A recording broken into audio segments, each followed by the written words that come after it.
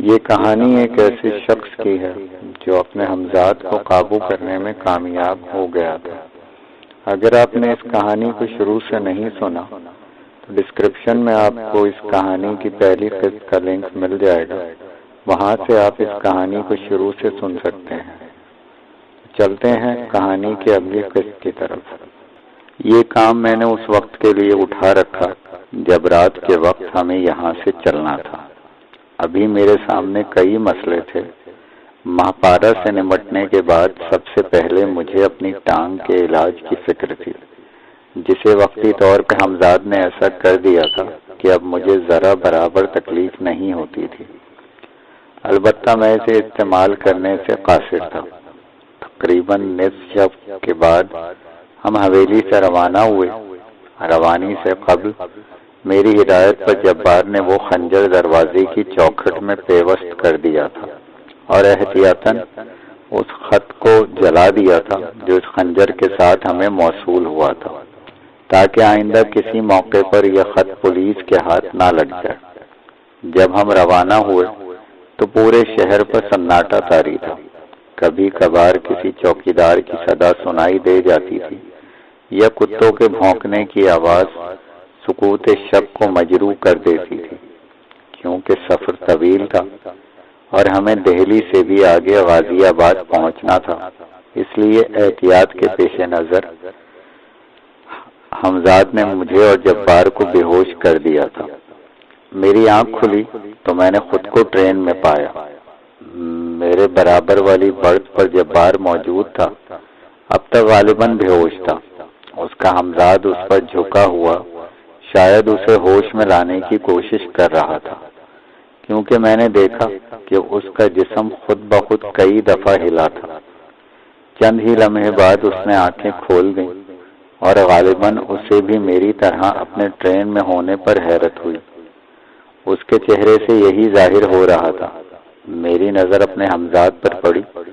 میرے کچھ پوچھنے سے پہلے ہی وہ بولا، غازی آباد پہنچتے پہنچتے دراصل اتنا وقت نہیں رہا تھا کہ ہم آپ دونوں کو ہوش میں لاتے، پھر گاڑی میں سوار کراتے۔ جب ہم وہاں پہنچے تو گاڑی آخری سیٹی دے کر چل پڑی تھی۔ جب گاڑی کچھ اور آگے نکل گئی اور ویران علاقہ شروع ہو گیا تو ہم نے فرسٹ کلاس کے ڈبے میں آپ کو پہنچا دیا۔ آپ دونوں کے ٹکٹ، کپڑے اور ضروری سامان ان دونوں سوٹ کیسوں میں موجود ہیں جو اوپر رکھے ہیں۔ ہم نے آپ دونوں کو اسی وقت بیدار کیا ہے جب ہم مکمل انتظام کر چکے ہیں۔ اب فکر کی کوئی بات نہیں۔ 4 دن کے طویل اور تھکا دینے والے سفر کے بعد ہم سحر فسوں کی سرزمین بنگال کی حدود میں داخل ہوئے۔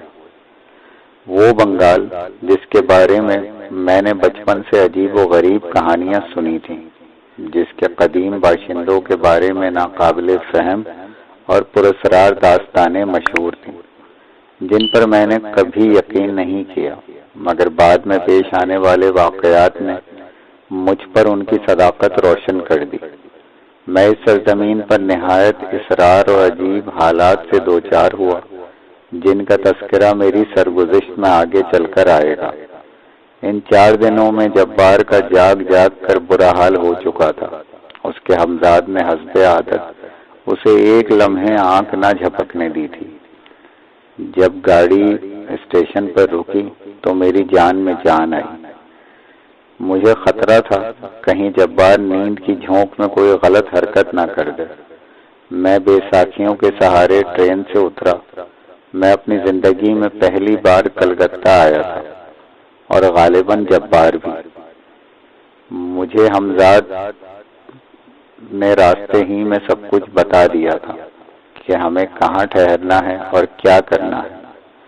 اب ہم ایک طرح سے خطرے کی حدود میں داخل ہو چکے تھے۔ ہمیں یہاں قدم قدم پر محتاط رہنا تھا۔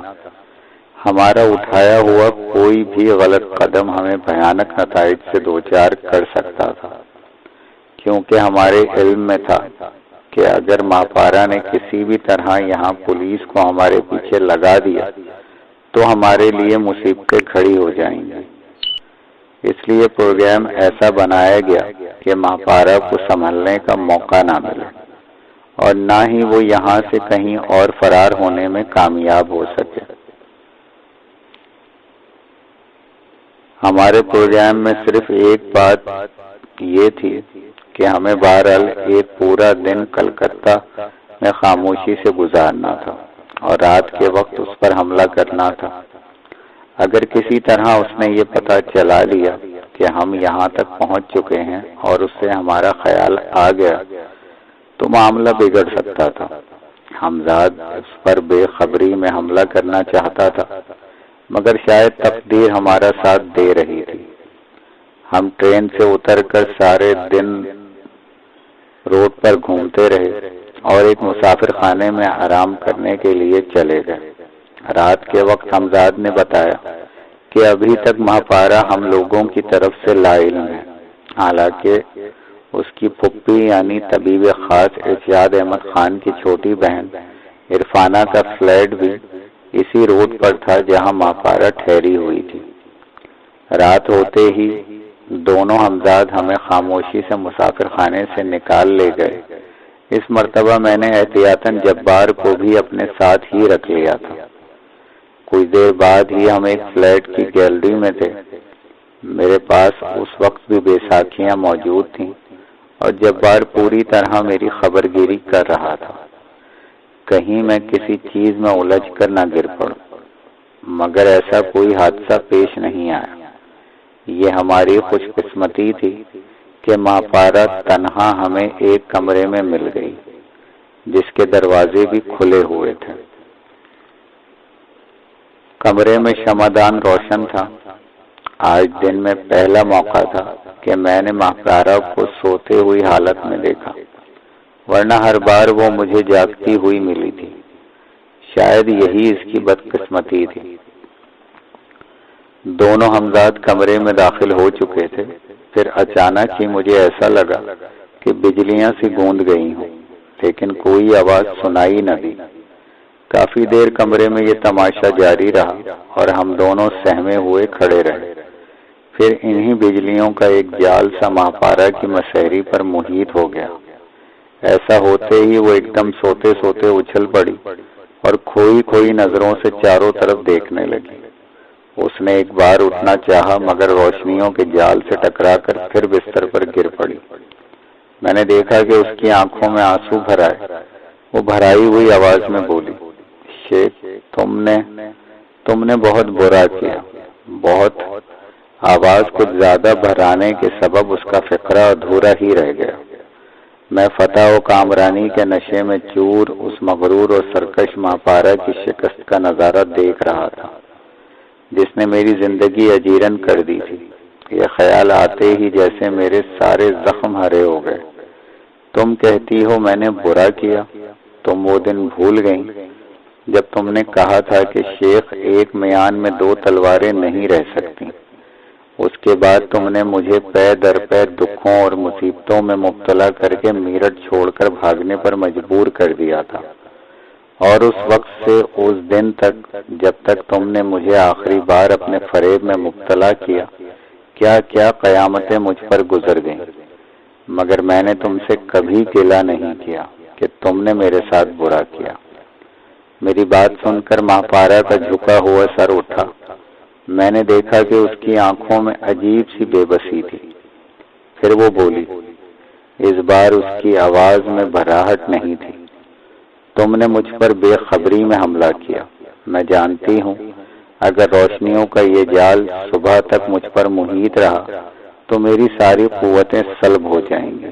پھر اس کی آواز میں ایک دم سختی آ گئی، مگر میں تم سے رحم کی بھیک نہیں مانگوں گی، کیونکہ میں نے کبھی بھی تم پر رحم نہیں کیا۔ یہ میرا اپنا ہی قصور ہے۔ اگر آج بھی میں اپنی مرضی سے اپنی عبادت میں مصروف ہوتی تو تم کبھی بھی مجھ پر قابو نہ پا سکتے۔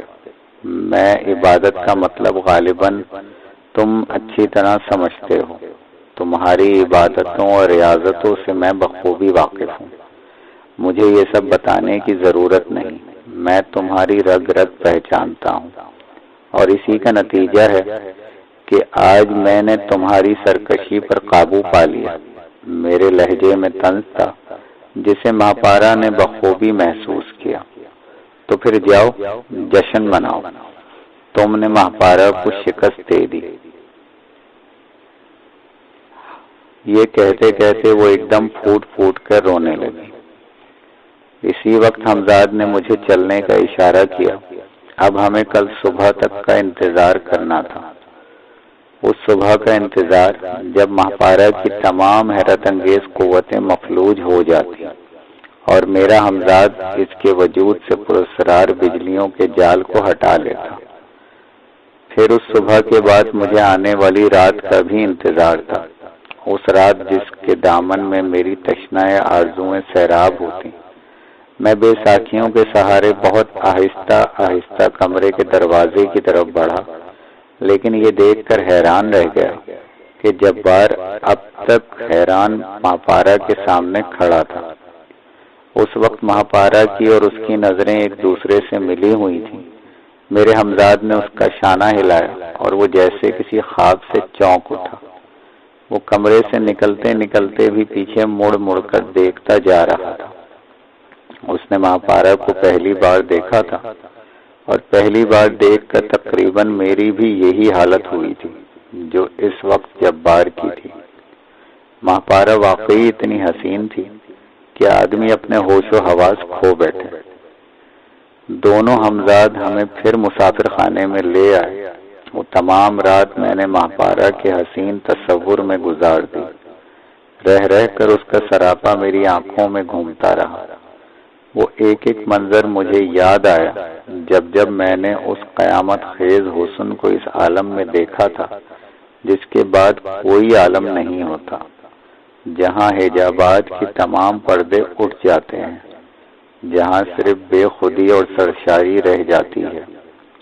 کسی ایسے ہی حسن مکمل کو دیکھ کر آدمی سوچنے لگتا ہے کہ جس فنکار نے یہ حسن تخلیق کیا ہے اس نے صدیوں اسے سوچا ہوگا۔ میں اس رات آنے والے رومان انگیز خیالات میں محو تھا اور اسی میں صبح ہو گئی۔ صبح ہوتے ہی حمزاد نے ہمیں اس فلیٹ پر لے جانے کا انتظام کیا اور ہم وہاں پر پہنچ گئے۔ وہ پورا دن میں نے کس طرح گزارا یہ میرا ہی جی جانتا ہے۔ میری کیفیت ایک ایسے شخص کی سی تھی جو دریا کے کنارے پیاسا کھڑا ہو اور اسے یہ اجازت نہ ہو کہ وہ اپنی تشنہ لبی دور کر سکے۔ ہجر کے طویل اور تھکا دینے والے لمحات کے بعد اب وہ رات آنے والی تھی جو میری امنگوں اور آرزوؤں میں کچھ نئے رنگوں کا اضافہ کر دے، جو میرے زخم کا مرہم بنے۔ ساری مصیبتیں، سارے رنج و ملال جیسے اس آنے والی رات میں ذہن سے محو کر دیے تھے۔ میں نے ان لمحات کی کیفیت شاید پوری طرح بیان نہیں کی۔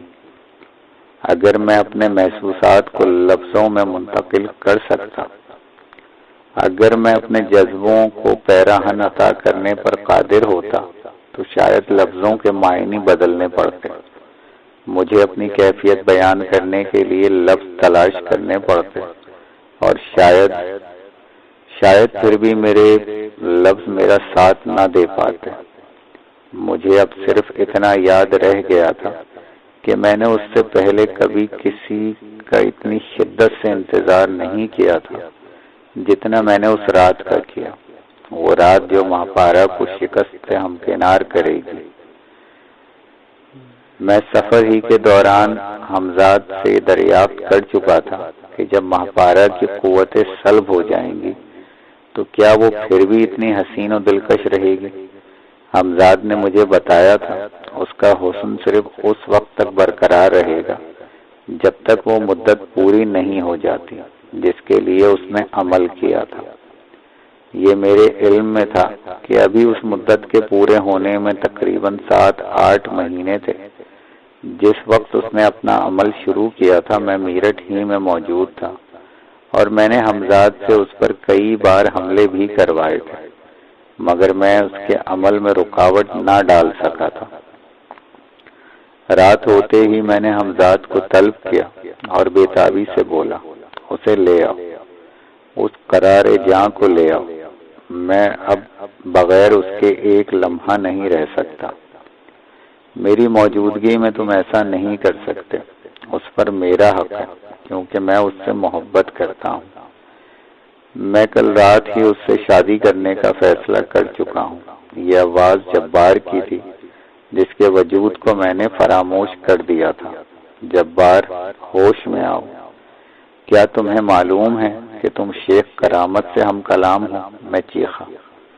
ہاں مجھے علم ہے، مگر تمہارا اور میرا معاملہ مختلف ہے۔ تم صرف ایک ہوس زدہ انسان ہو اور میں اس سے عشق کرتا ہوں۔ تم مجھ پر ظلم نہیں کر سکتے۔ بکواس مت کرو ورنہ… میں اتنی زور سے چیخا کہ مجھے کھانسی آ گئی۔ ورنہ کیا؟ تم میرا کچھ نہیں بگاڑ سکتے۔ جو قوت تمہارے پاس ہے وہ میرے پاس بھی ہے، جبار نے طیش میں آ کے کہا۔ کیا تمہیں اپنے الفاظ کے معنی معلوم ہیں کہ تم کیا کہہ رہے ہو؟ تم شیخ کرامت سے ٹکرانے کی کوشش کر رہے ہو۔ میں نے بمشکل اپنا غصہ ضبط کرتے ہوئے کہا۔ میں نے جو کچھ کہا ہے میں بخوبی اس کے معنی جانتا ہوں۔ میں ہرگز ماہپارہ کو تمہاری بھیٹ نہیں چڑھنے دوں گا۔ جبار نے ترکی بترکی جواب دیا۔ احسان فراموش، میں آخری مرتبہ پوری قوت سے چیخا اور ایک مرتبہ اپنے ہمزاد سے مخاطب ہو گیا تاکہ اسے جبار کی دھجیاں اڑا دینے کا حکم دوں۔ لیکن اس سے پہلے کہ میں ہمزاد کو کوئی ایسا حکم دے سکتا، مجھے اس کی سرد آواز سنائی دی جس نے میرے تن بدن میں آگ لگا دی۔ جبار صحیح کہتا ہے، اسے واقعی ماہپارہ سے عشق ہے۔ آپ کو اس کے حق میں دستبردار ہو جانا چاہیے۔ میں نے اس سلسلے میں تم سے کوئی مشورہ طلب نہیں کیا۔ میں نے انتہائی ضبط سے کام لیتے ہوئے کہا، میں تمہیں حکم دیتا ہوں اس احسان فراموش کی دھجیاں بکھیر دو۔ آپ غلطی پر ہیں۔ مجھے ہمزاد کی آواز میں حکم عدولی کا عنصر نظر آیا۔ یہ پہلا موقع تھا۔ ہمزاد بھی سرکشی پر آمادہ نظر آ رہا تھا۔ اس سے پہلے اس نے کبھی میرے کسی حکم کو ماننے سے اجتناب نہیں کیا تھا۔ میں دیکھ رہا تھا کہ میری بے بسی پر جبار مسکرا رہا تھا۔ میرے لیے اب مزید برداشت کرنا مشکل تھا۔ میں ہمزاد پہ برس پڑا۔ میں تم سے جو کہہ رہا ہوں کرو۔ تمہیں یہ حق نہیں پہنچتا کہ غلط اور صحیح کا فیصلہ کرو، مگر میں مجبور ہوں، ہمزاد نے جواب دیا۔ تمہیں کس نے مجبور کیا؟ میں نے سوال کیا۔ میری صداقت نے، ہمزاد بولا۔ بکو مت۔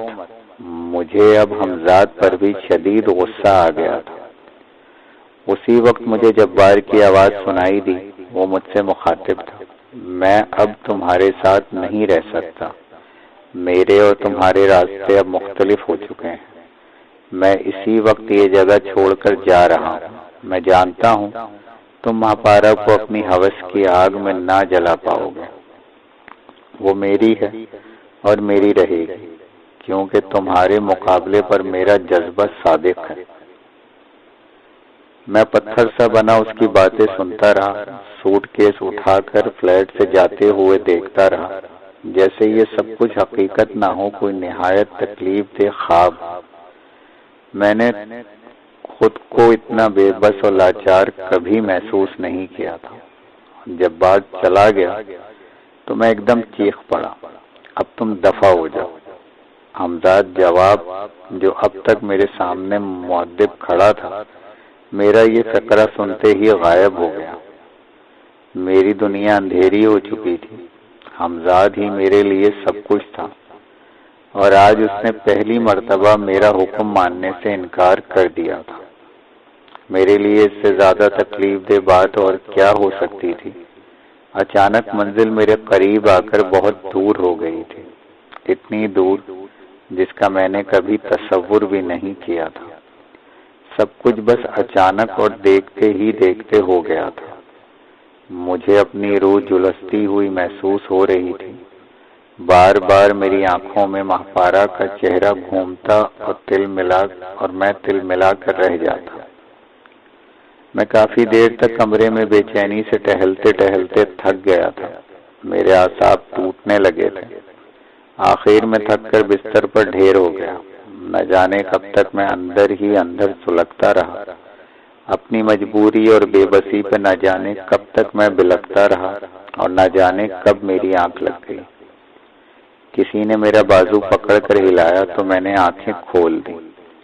میری نظر حمزاد پر پڑی اور میں نے اس کی طرف سے منہ پھیر کر انتہائی غصے اور نفرت سے کہا، میں نے تو تمہیں نہیں بلایا، پھر تم کیوں آئے؟ چلے جاؤ یہاں سے اور مجھے میرے حال پر چھوڑ دو۔ میں آپ کے حکم پر ایسا بھی کر سکتا ہوں مگر میں ایسا نہیں کروں گا۔ مجھے جبار کے بارے میں آپ کا حکم مطلوب ہے، حمزاد نے کہا۔ مجھے اب نہ کسی جبار سے دلچسپی ہے اور نہ اس کے بارے میں کسی بات سے، میں نے جواب دیا۔ کیا آپ اس کی احسان فراموشی بھول گئے؟ نہیں، مجھے سب یاد ہے، اس کی احسان فراموشی بھی اور تمہاری حکم عدولی بھی۔ میرے لہجے میں چبھن کو حمزاد نے بھی محسوس کر لیا تھا، لیکن میں اس کی پرواہ کیے بغیر کہتا گیا، کیا اب بھی تمہارے پاس کوئی ایسا نشتر باقی ہے جو تم نے میری روح میں نہ چبھویا ہو؟ بولو، جواب دو، سر جھکائے کیوں کھڑے ہو؟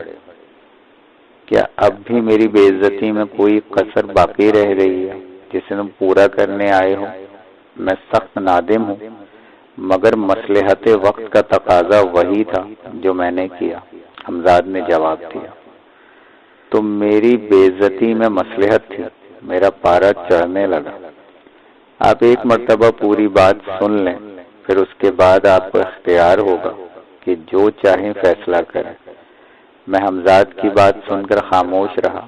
میں نے اس کی بات سننے کی خواہش ظاہر نہیں کی تھی، لیکن یہ جاننے کے لیے ضرور بےتاب تھا کہ وہ کیا مصلحت تھی جس نے حمزاد کو میرا حکم ماننے سے روکا۔ حمزاد نے میرے چہرے سے اندازہ لگا لیا کہ میں اس کی بات سننے کا منتظر ہوں۔ اس کے بعد وہ مجھے حالات سے آگاہ کرنے لگا۔